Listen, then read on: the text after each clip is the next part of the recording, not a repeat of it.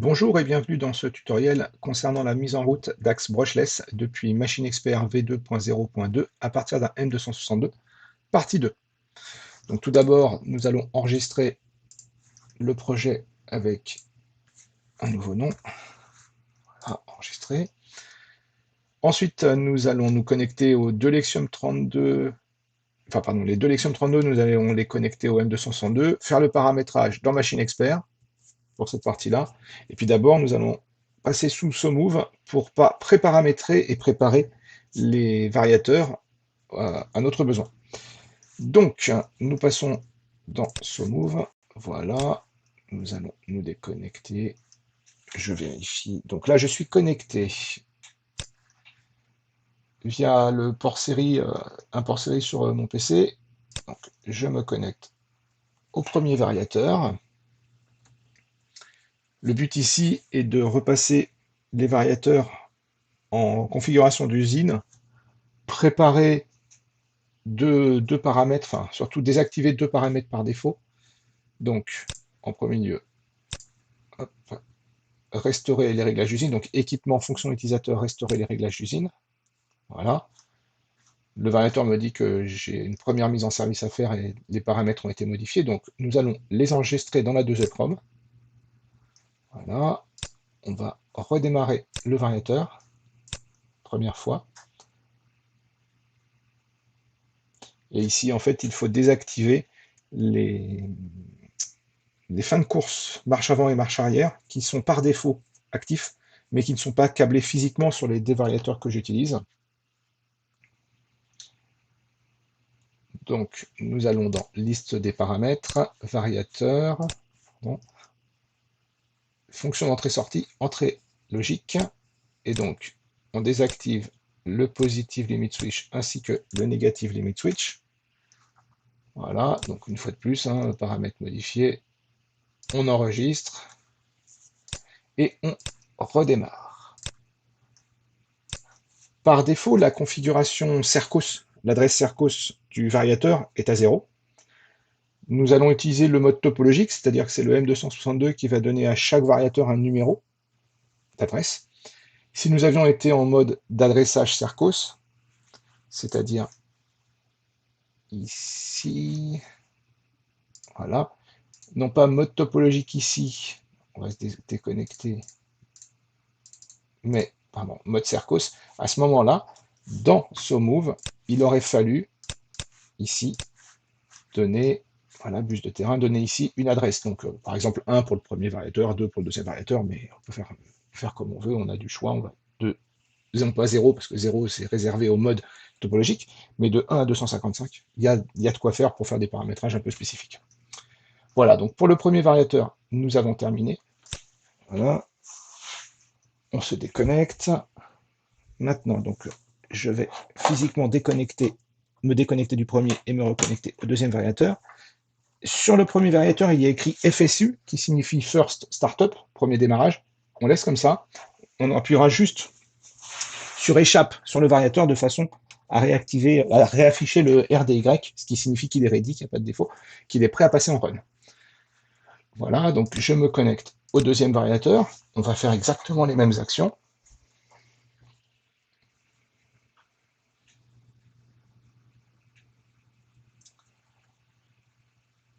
Donc,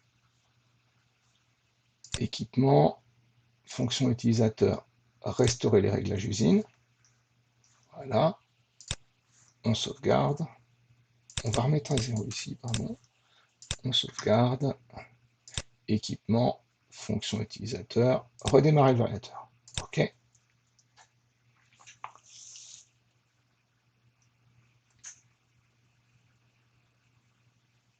Voilà.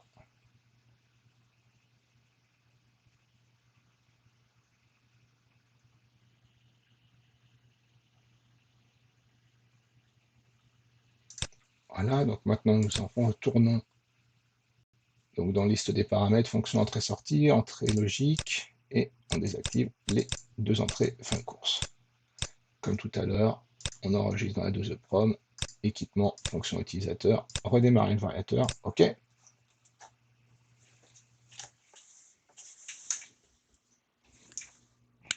Voilà, donc le variateur affiche FSU, hein, rien de grave, hein, je vous l'ai dit, vous appuyez sur échappe, et à ce moment-là, le variateur est prêt pour la partie Machine Expert. Donc nous passons sur Machine Expert.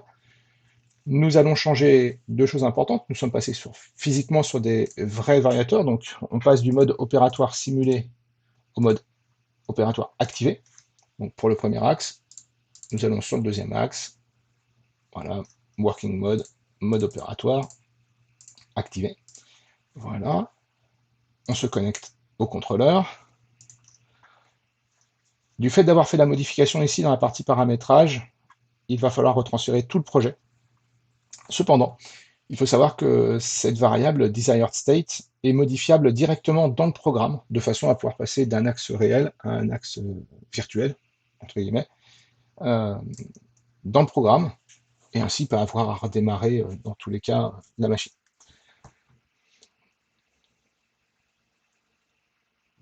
Voilà, donc le transfert est bientôt terminé. Il est terminé, on va passer le contrôleur en run.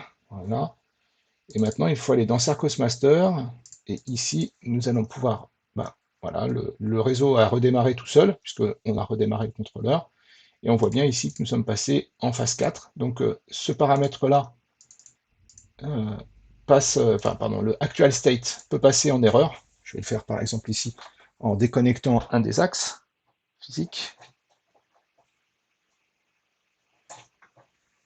Voilà, donc on voit ici que l'axe 2 est tombé l'axe 2 est tombé en erreur. Par contre, le réseau, lui, Cercos n'est pas tombé, c'est parce que en fait j'aurais dû désactiver directement sur le contrôleur. Donc je ne vais pas faire comme ça, on va désactiver au contrôleur. Voilà, donc phase erreur. Et ici, je peux passer donc en NRT, le reset en fait. Je valide en faisant CTRL F7. Pardon, il fallait changer de ligne, CTRL F7. Voilà, donc NRT. Et après, on peut repasser directement en phase 4. Et en fait, on va voir qu'on passe la phase 0, la phase 1, la phase 2, la phase 3 et la phase 4 à la fin. On voit bien la détection de deux esclaves. La phase 2, voilà. Et la phase 4 est active. Et là, le réseau est fonctionnel. Pardon. Donc maintenant, on va pouvoir refaire la même chose qu'en mode simulé. Donc axe 1, visu axe 1. Voilà. On va dézoomer un peu. Voilà, on va passer à 80%. Voilà. Et puis, on va aussi activer le Motion Design Object axe 1. On va le mettre ici.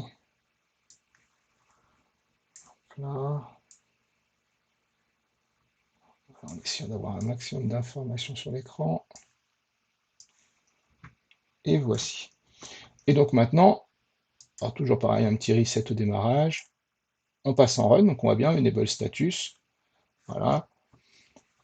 Alors vous ne pouvez pas vérifier que c'est un axe physique, cependant, comme ça on ne peut pas le vérifier. Cependant, si je lâche le run et que je bouge à la main le moteur, on voit bien que l'axe se déplace.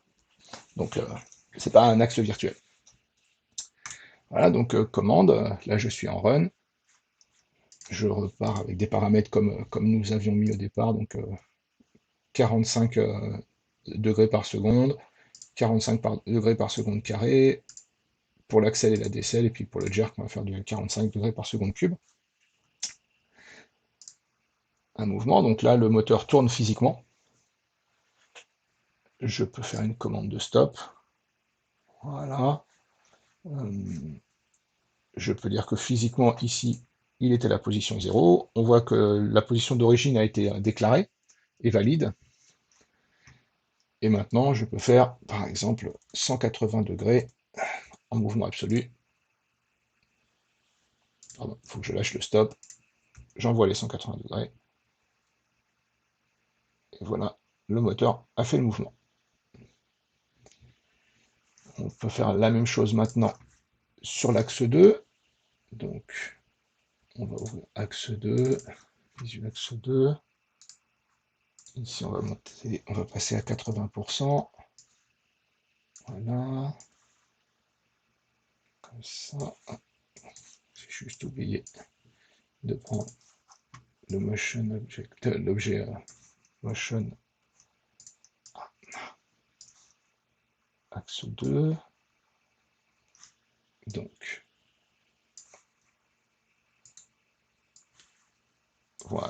retrouve le deuxième axe. Donc un petit reset. En faisant le run, donc la commande sur le MC Power, on voit bien on est passé de disable à standstill. Je relâche, mode disable, standstill, voilà. Je vais faire alors, une recherche d'origine, voilà, comme ça en position 0, enfin, pardon, pas une recherche d'origine, un set position. Je vais remettre, ah non, on va pas remettre les mêmes paramètres, on va mettre 360 un petit peu partout. On va accélérer en 100 millisecondes plutôt qu'en une seconde. On va mettre un tour par seconde au niveau de la vitesse. Voilà, et le jerk, j'ai mis 10 fois la décélération et l'accélération, ce qui fait qu'on va atteindre l'accélération et la décélération en 10 millisecondes en fait. Voilà, donc petite commande de run, donc on voit bien le continuous motion qui est actif. On va faire un stop, voilà. Et là, à la rigueur, on peut faire un run. Et on a bien vu le discrete motion passer à trou. Voilà, si je demande à faire par exemple 10 tours, 1, 2, 3, 4, 5, 6, 7, 8, 9 et 10 tours. Voilà, donc la partie 2 de ce tutoriel est terminée.